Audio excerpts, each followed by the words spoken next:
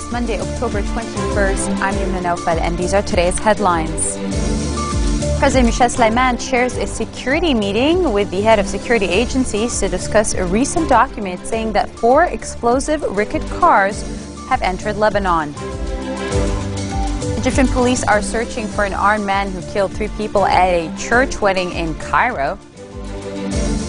And France summons the U.S. ambassador over allegations of large-scale spying by the U.S. National Security Agency.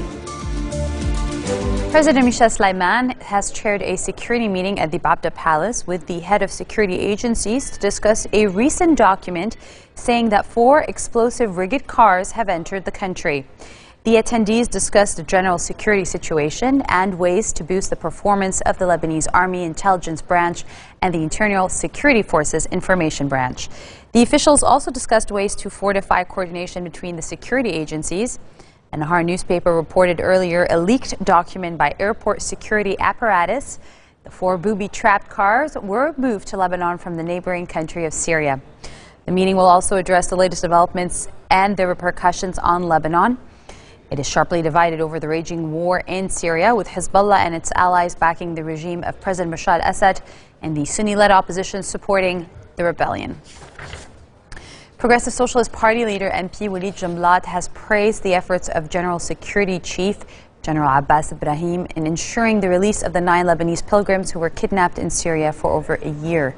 He said in his weekly editorial in the PSP-affiliated Al-Anba website, the case demonstrated that official Lebanese figures and institutions alone have the right to deal with foreign powers during times of crises and under normal circumstances. He noted that the deal to ensure the release of the pilgrims had in the past been thwarted by the meddling of individuals or countries, which only served to complicate matters further. Addressing the release of Syrian female prisoners held in Syrian jails as part of the deal to free the pilgrims, Jumblat said the issue does not eliminate the fact that hundreds of thousands of Syrians are still prisoners of their country's regime. Caretaker Interior Minister Marwan Sharbil and General Security Chief General Abbas Ibrahim have confirmed that the 3-way deal that saw the release of the 9 Lebanese pilgrims and 2 Turkish pilots will be fully implemented through the liberation of Syrian women detainees. In remarks to Al Jamhuriya newspaper, Ibrahim expressed relief at the return of the 9 pilgrims home and the release of the 2 Turkish airline pilots. Asked about the fate of the women held in Syrian governments, he said, well, quote, what we agreed upon has been fully implemented. However, he gave no further details. Sharbil explained that although the detainees haven't yet been released, the Syrian regime would implement the deal. He also said that the rebels asking for their release have handed the authorities a new list of names.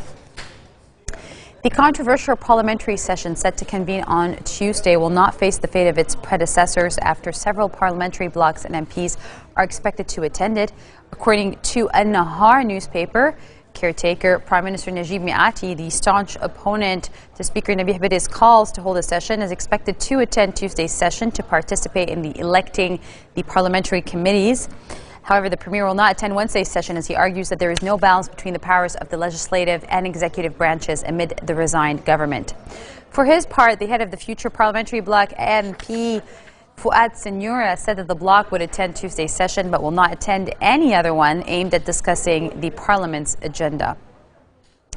3 suspects detained over their alleged role in the kidnapping of 2 Turkish pilots have been released on bail. A judicial source says that Mount Lebanon investigative judge Ziad Ma'anna ordered the men's release on a 500,000 Lebanese lira bail each. The 3 suspects, 2 of them members of the Saleh family and a 3rd from the Zghaib family, were interrogated over their alleged involvement in the August kidnapping of 2 Turkish airline pilots on the Beirut Airport Highway. The Turkish pilots were released on Saturday after more than 2 months in captivity as part of a swap deal that saw the freeing of 9 Lebanese pilgrims held by Syrian rebels since May of 2012.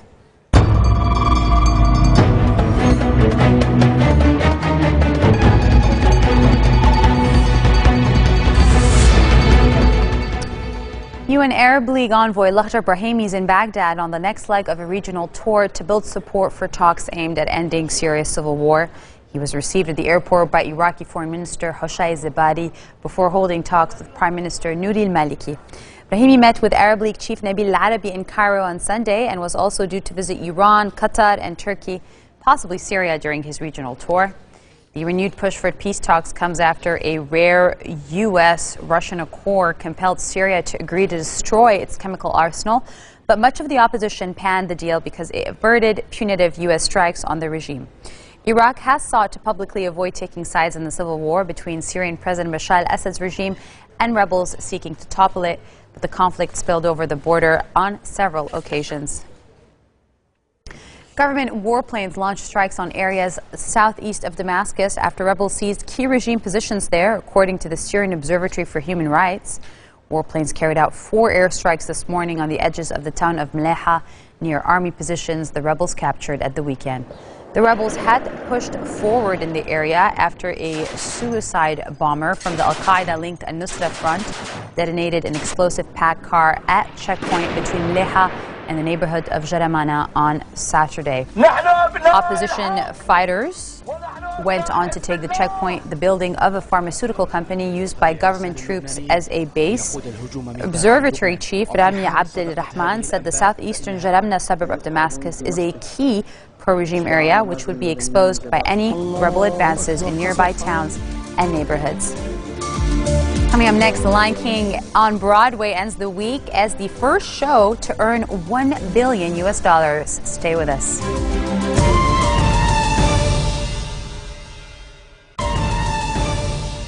Egyptian police are searching for an armed man who killed 3 people at a church wedding in the first attack targeting Christians in Cairo since the overthrow of Egypt's Islamist president Mohamed Morsi.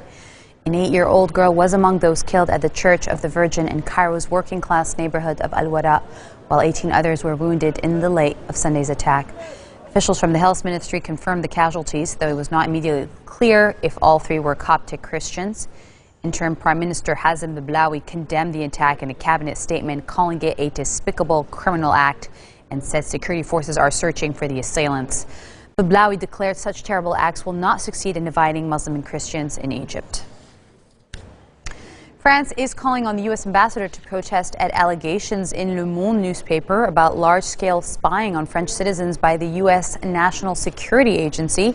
This is according to French Foreign Minister Laurent Fabius, whose comments come at a European Union foreign ministers meeting in Luxembourg.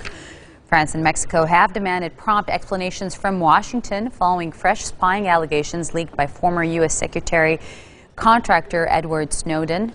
Citing documents from Snowden, Le Monde reports the spy agency taped 70.3 million phone calls in France over a 30-day period between December 10th and January 8th of this year. Le Monde says the documents gave grounds to believe that the NSA targeted not only people suspected of being involved in terrorism, but also high-profile individuals from the world of business and politics. And now for a quick look at news around the world. U.S. Secretary of State John Kerry arrives in France for a meeting with Arab League representatives. He will take part in the Arab League Peace Initiative group meeting and update members on peace talks between Israel and the Palestinians. Kerry will go to London on Tuesday for a meeting with ministers of 10 other nations who back the opposition in Syria. 2 policemen have been killed when militants attacked police and electricity headquarters in the Iraqi city of Fallujah in the second such attack in 2 days. Militants then hit the police headquarters from 3 sides with gunfire, mortar rounds, and rocket-propelled grenades, entered the electricity department building, and fired on police with sniper rifles. Firefighters continue to battle some of the most destructive bushfires to ever strike Australia's most populous state, with higher temperatures and winds expected to intensify the danger in the coming days. While dozens of blazes in New South Wales have been contained, 58 are still alight and 14 of them out of control, prompting warnings for people in Sydney to stay indoors and avoid exercising. The Lion King has more reason to roar. It starts the week as the first Broadway show to earn $1 billion US. According to the Broadway League, the show ended last week with a 16-year gross of $909,000 and almost $1 billion, let's say, and it regularly pulls in between $1 million to $2 million over a week and over 8 performances every week at the Minskoff Theater in New York City. Director and designer Julie Taymor created the memorable costumes, the puppetry, and the scenic design. The Lion King has been a model of consistency in its march through records. In April 2012, it swiped the title of Broadway's all-time highest grossing show from the Phantom of the Opera, despite Phantom having almost a full 10 years head start.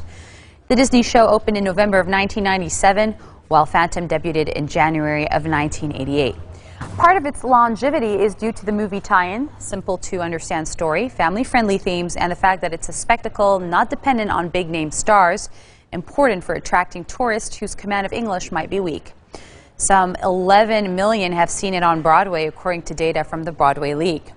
Now, the show, featuring the music of Elton John and Tim Rice, including the Academy Award-winning Can You Feel the Love Tonight, brought the 1994 animated Disney movie to life on stage. And if you're anything like me, you will enjoy it. I leave you with the opening act, Circle of Life.